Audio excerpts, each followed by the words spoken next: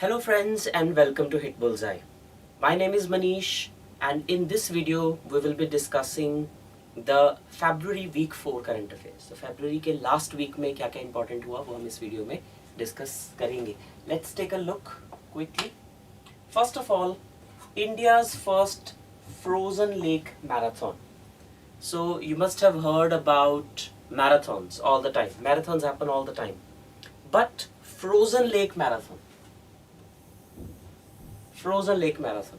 So that is something that has happened for the first time in India, and this is a very it becomes an adventure sport actually. So instead of just being a resilient sport, it becomes an adventure sport because a frozen lake is not exactly 100% absolutely frozen. Somewhere it's always risky. So now this also is a good guess if any one of you wants to take it, that where would this frozen lake marathon would have taken place.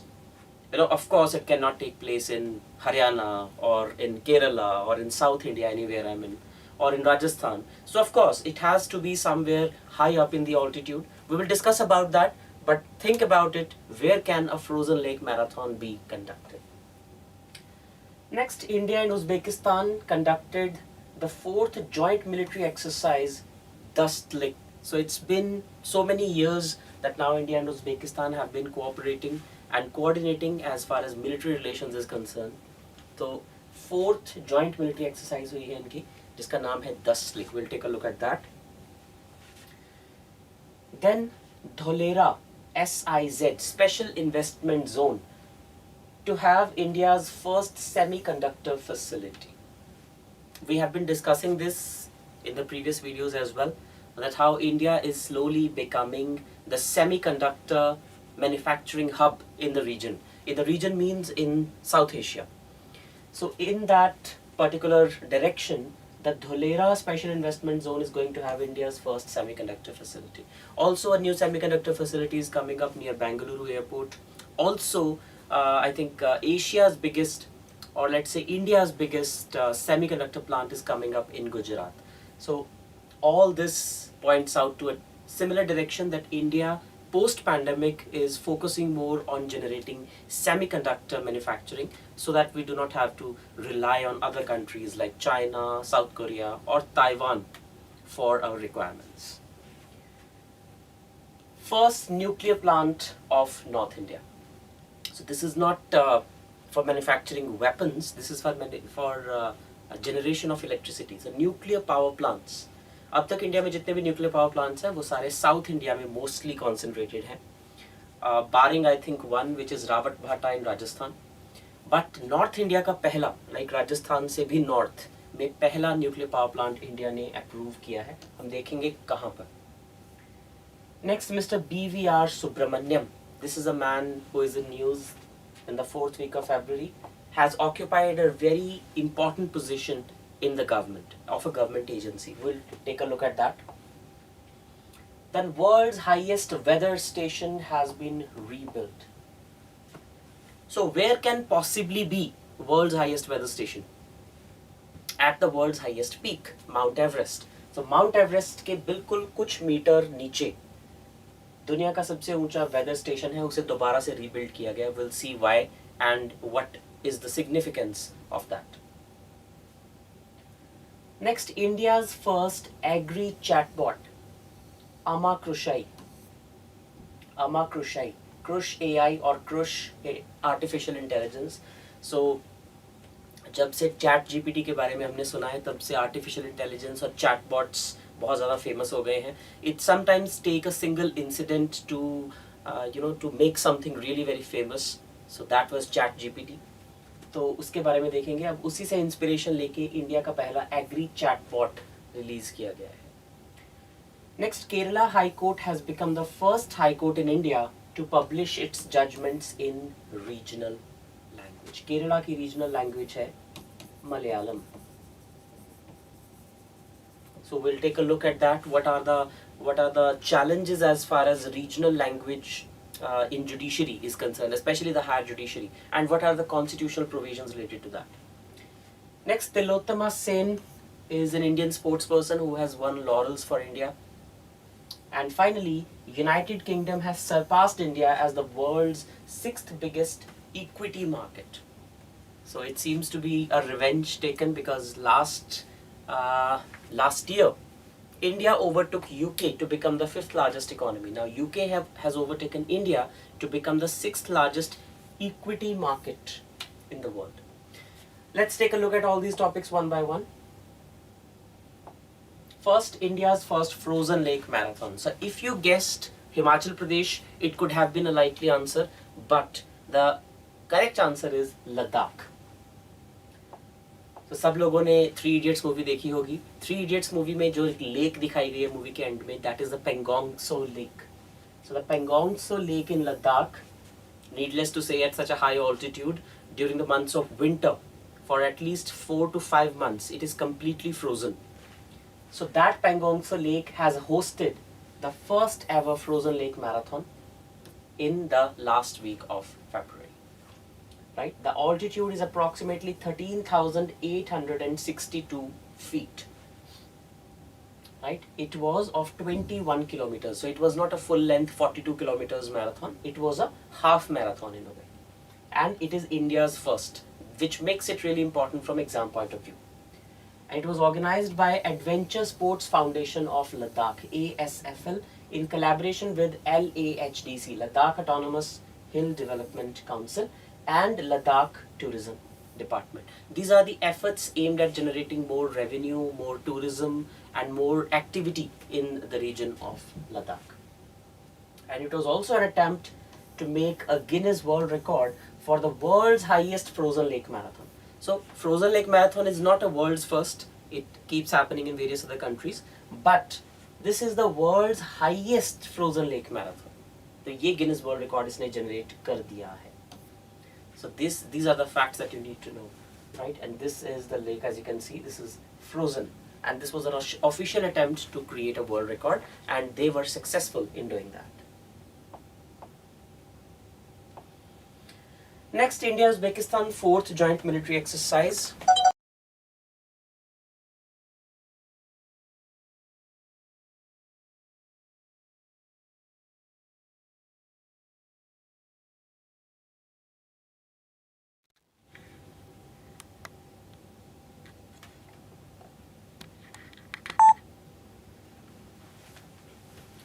So the 4th joint military exercise between India and Uzbekistan, named Dastlik, has taken place, and it was held in Pithoragarh, Uttarakhand, from February 20th through March the 5th. तो ये एक 4th military exercise थी, military to military exchange program. So Uzbekistan doesn't seem like a very important country, but all these 5 Central American republics, CAR, India refers to them as Central Asian republics, CAR, Central Asian republics. These are Kazakhstan, Kyrgyzstan, Tajikistan, Turkmenistan, and Uzbekistan. All the 5 stans basically in the West Asia, which broke off from the former Soviet Union after the 1991 disintegration. तो India in 5 countries के साथ अलग से deal करता है.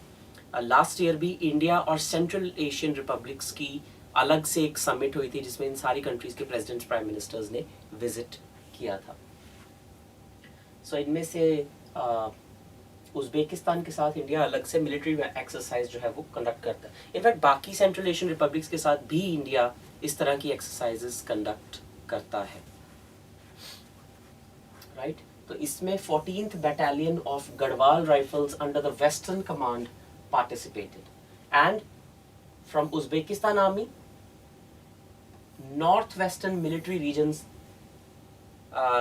जो military है, it participated in this particular event. The purpose is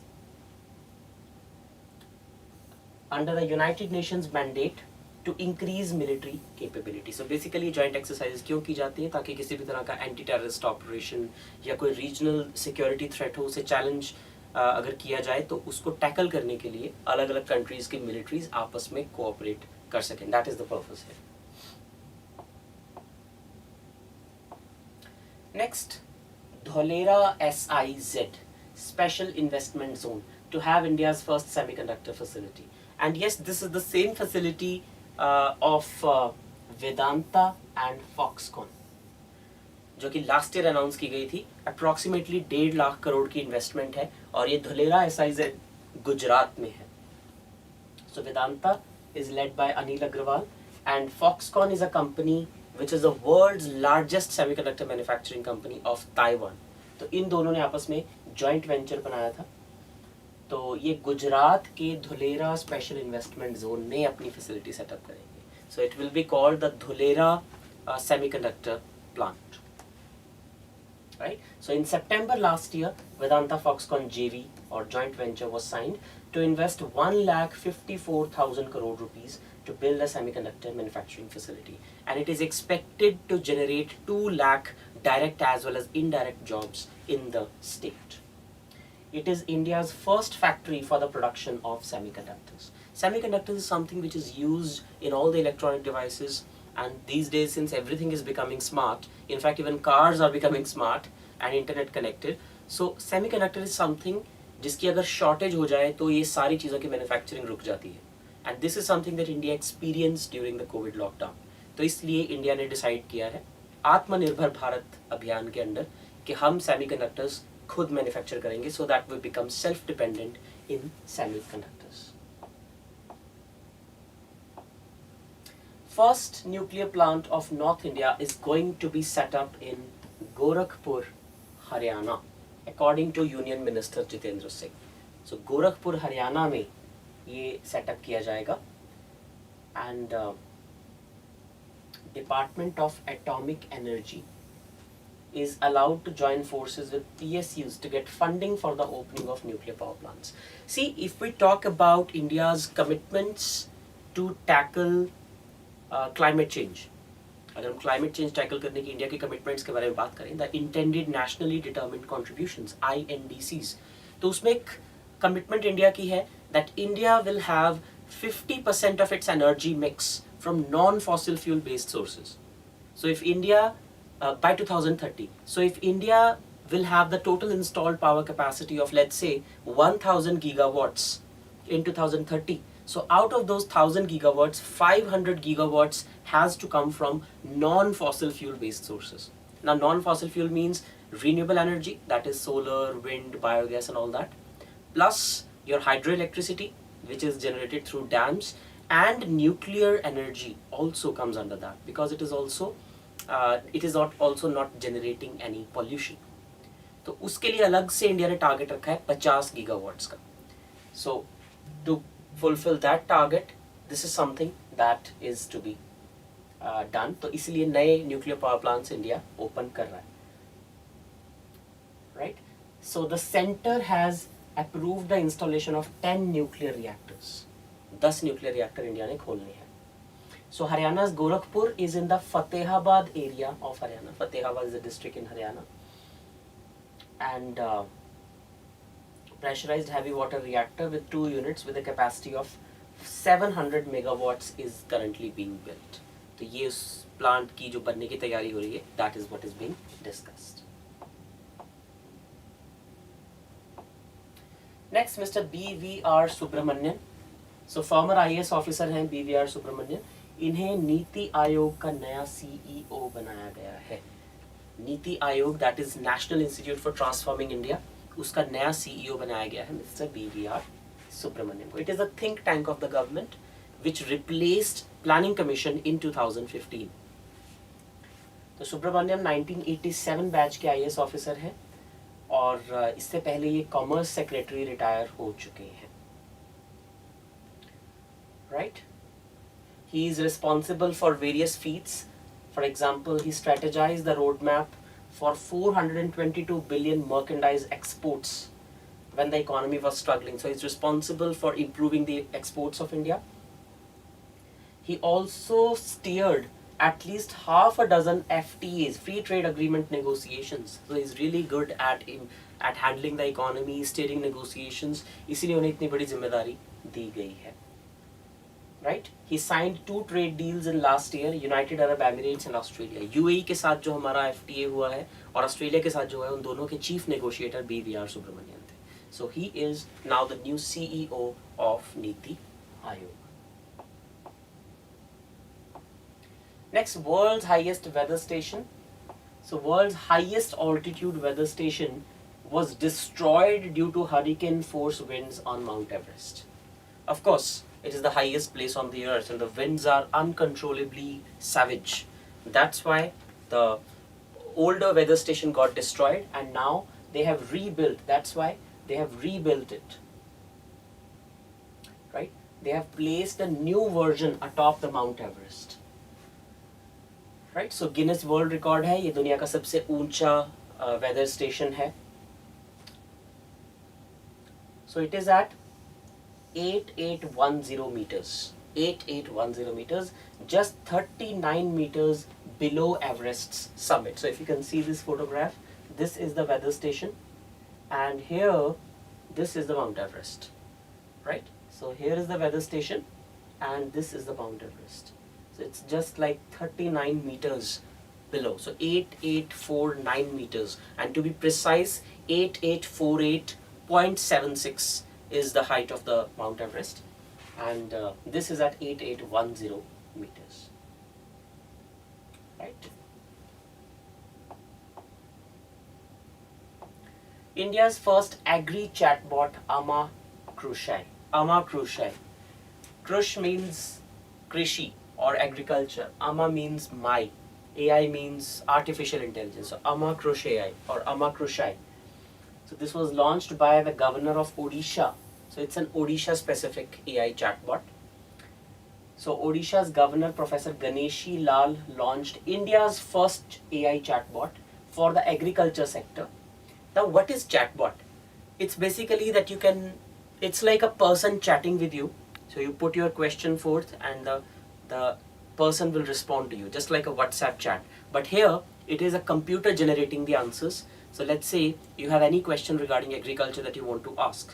You can go to the website or you can go to the app and you can ask that question and the chatbot will reply to your question based on the data generated from the internet. It will help farmers with the best agronomic practices, inform them about government schemes and loan products from more than 40 commercial and cooperative banks. Right? ये एक pilot project है जिसके अंदर 10,000 farmers के ऊपर ये implement किया जाएगा. Right? So this is how technology is helping these basic sectors like agriculture. तो इंडिया का पहला chatbot है.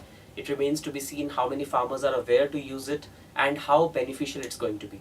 Because if this experiment turns out to be successful, then of course it can be replicated in other states as well. But for now, Odisha has taken that lead. Kerala High Court has become the first to publish judgment in regional language.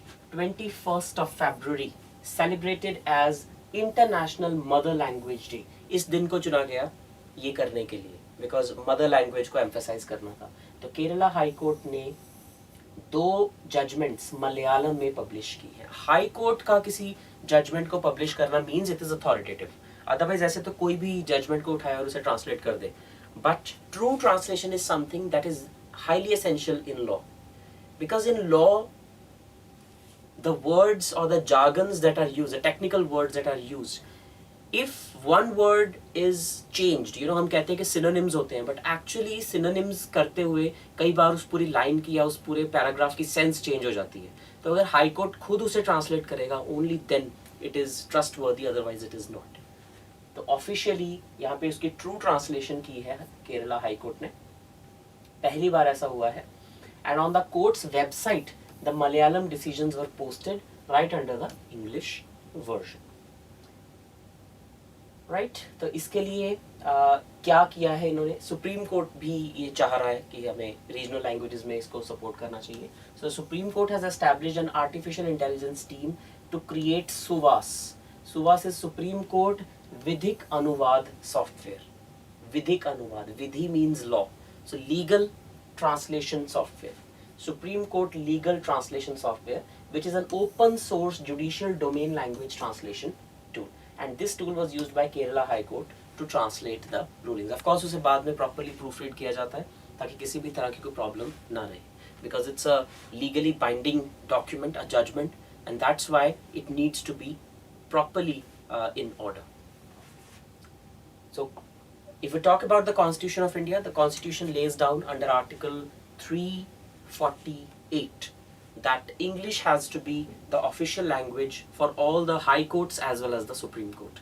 But it does not bar the use of a regional language in addition to English. Of course, it says that the proceedings have to be in English language. तो English में तो ये रहेंगी ही, लेकिन उसके साथ साथ उसे regional language में भी किया जा सकता है. So both of them will coexist now. That is something that is going to happen. Tilottama Sen.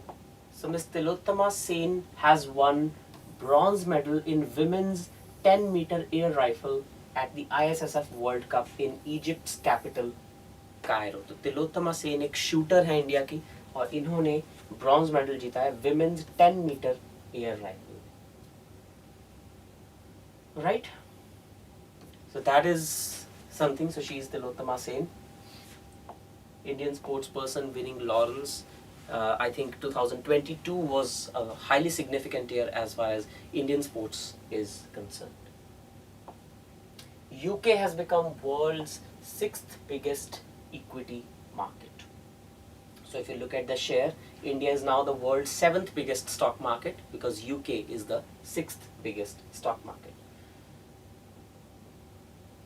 Right, so the world's biggest stock market is United States, 41% stake. Then at number 2 is China. Then at number 3 is Hong Kong. Then Japan. Right. Then comes your others. Okay. And then you have UK. And then comes France and then India. So this is how the stake of these countries is. UK has become the 6th largest equity market for the first time since May 2022. Although it does not signal that Indian economy is going down in any way, it is not. It is still the world's fastest growing large economy. But it's just that maybe in 2022, a lot of foreign investors pulled money out of India and other developing countries because of the the high rising interest rates, and those foreign investors wanted to invest their money in more reliable economies or large economies where the money is relatively safe. Even though the potential for growth is much more in India, but the foreign investors wanted safety, so perhaps they pulled their money out of emerging economies like India and reinvested back in countries like UK, France, Japan, China and USA. So that is the reason why the Indian equity market has grown less in comparison to countries like UK. That is all for this week. I hope you liked the current affairs that we discussed. If you have any suggestions or any any inputs, then please let us know in the comment section. That is all. Thank you so much and take care.